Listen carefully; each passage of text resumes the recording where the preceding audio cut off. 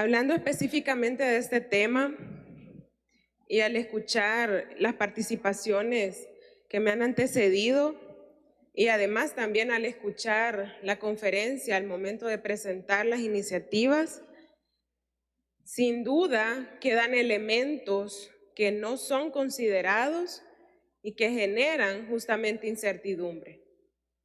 Ahora sí tiene validez las calificaciones de riesgo o el valor de los bonos, cuando en otros momentos las voces oficiales, el gobierno, ha desacreditado este tipo de calificaciones que sabemos que son usuales, que las realizan diferentes organismos de cara a las condiciones no solamente de las finanzas públicas de un país, sino que también teniendo en cuenta otras condiciones como la estabilidad política, el tema de derechos y otras cosas más.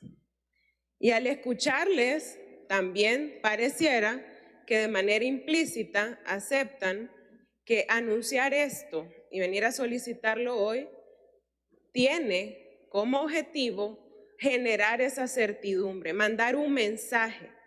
Porque miren, el tema de cómo se va a financiar el comprar esa deuda, acá tampoco ustedes lo han argumentado o se lo han explicado de cara a la población, por transparencia, por rendición de cuentas. Pero no es de extrañarnos, son principios de la función pública que ustedes no ejercen y no lo han hecho desde el primer día. Es endeudarse para comprar la deuda y seguir en esa dinámica y ese mecanismo que han venido instaurando de una lógica de endeudamiento desde el inicio. Sí, los 275 millones del Fondo Monetario son derechos especiales de giro que actualmente estaban contabilizados como parte de la reserva internacional del país, que habría que también conocer, y hubiese sido bueno que los titulares de estas instituciones, tanto de Hacienda, del Banco Central, explicaran qué impactos puede tener que El Salvador lo va a utilizar de la forma en la que se está planteando en esta iniciativa. Pero esos temas no se han aclarado. Y acá cuestionan que son deuda que se tiene que pagar, que es de gobiernos anteriores, pero la responsabilidad es del Estado y ahora son ustedes los que están al frente del gobierno y tienen la responsabilidad de honrar esos compromisos.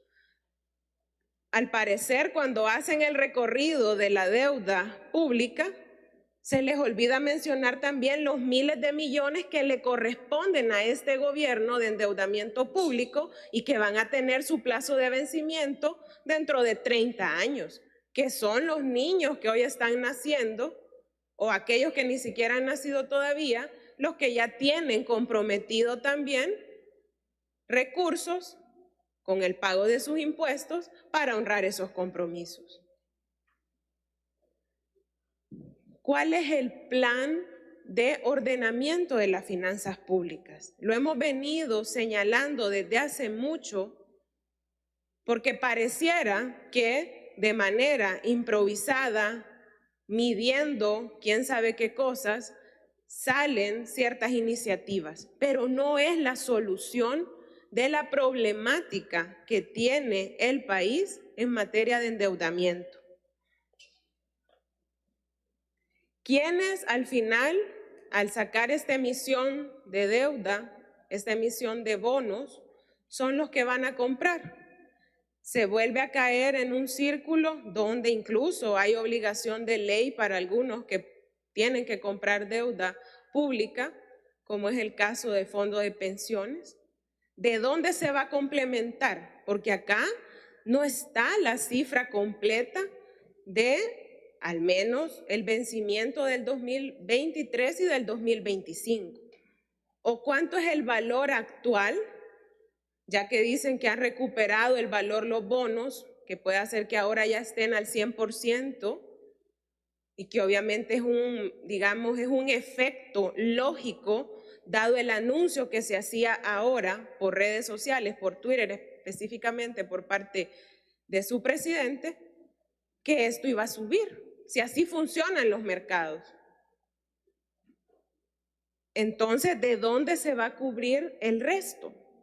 Porque acá se está hablando de 275 millones del FMI y por otro lado viene un requerimiento de nueva deuda del BESIE por 200 millones. Que además también hay que señalar, en el texto se deja una descripción muy generalizada de los destinos. Deberían de colocarle de manera precisa para qué se va a utilizar, porque dice prioridades del gobierno. Deben quedar etiquetados en todo caso los fondos tal cual van a ser utilizados, porque si no a las horas de las horas se puede utilizar para otros fines, ya que no está de manera específica en el tema del decreto que hoy van a aprobar. Pasarlo con dispensa de trámite, un tema que tiene muchas aristas que analizar, que discutir, y no vengan con el argumento de la gobernabilidad, porque pareciera que hoy gobernabilidad es sinónimo de apretar el botón, no tener criterio, no debatir, no argumentar. Y eso no es la gobernabilidad. Se trata de un tema tan delicado que a la larga no está teniendo una visión real de ordenamiento de las finanzas. Y los efectos que esto podría tener también de cara al mediano y a largo plazo, aunque acá traten de desvirtuar o de tergiversar cuando uno puede señalar que este tema en algún momento también podría generar, por ejemplo, en los inversionistas, en quienes compran la deuda, un tema de desconfianza en el sentido de decir, El Salvador, cuando el valor de esos bonos baja, los va a comprar y ya no me va a honrar el compromiso a la totalidad de lo que se comprometió en un inicio. Y claro que hay que buscar mecanismos en donde las condiciones de financiamiento sean favorables, en eso totalmente de acuerdo. Pero esto de ahora lo hemos visto en otros lados y lo mencionaba alguien, hay experiencias en otros países. Y también en esos países hay ya la experiencia, porque lo han aplicado con anticipación, de los efectos que esto puede tener.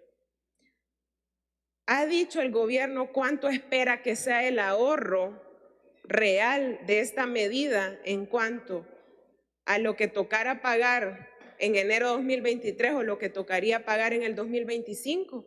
Ese dato no lo han dado. ¿Tiene certeza el gobierno de los impactos de esta medida?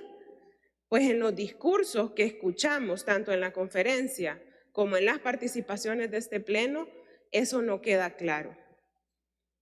Seguiremos señalando la urgencia de que se asuma un compromiso real de cara al ordenamiento de las finanzas públicas. Porque al final quienes pagan la consecuencia es la población, sobre todo aquellos grupos más vulnerables que dependen de programas o proyectos que el gobierno debe ejecutar. No es cierto que esto sea una señal de que el gobierno tiene liquidez, si es que hay endeudamiento en medio del tema para adquirir esa deuda. Sean honestos, sean sinceros y explíquenle y transparenten de cara a la población qué hay detrás de todo este mecanismo. Y aquella información ausente, obviamente, hace imposible el poder tener certeza plena de que esto va a generar en el mediano y en el largo plazo un efecto realmente positivo. Hay mucha información que no está incorporada y que obviamente también enciende esas alarmas de lo que este tipo de medidas podría ocasionar. Y no es ser alarmista. A nosotros no nos pongan esas intenciones mezquinas con las que ustedes a veces actúan diciendo que queremos que el gobierno caiga en impago. Es una irresponsabilidad, Y lo niego categóricamente, porque al final quien se ve afectada es la población en general. El tema es que este gobierno ha sido incapaz desde el inicio de tener una gestión y un manejo y un uso de los fondos públicos transparente de cara a la gente, rindiendo cuentas. Gracias, presidente. Gracias, diputada. Tiene la palabra la diputada Marcela Pineda. Gracias, presidente. Buenas tardes, colegas diputados. Un saludo a todo el pueblo salvadoreño, en especial a la diáspora de mi departamento, La Paz. Sin duda alguna, la población sigue pagando el mal manejo de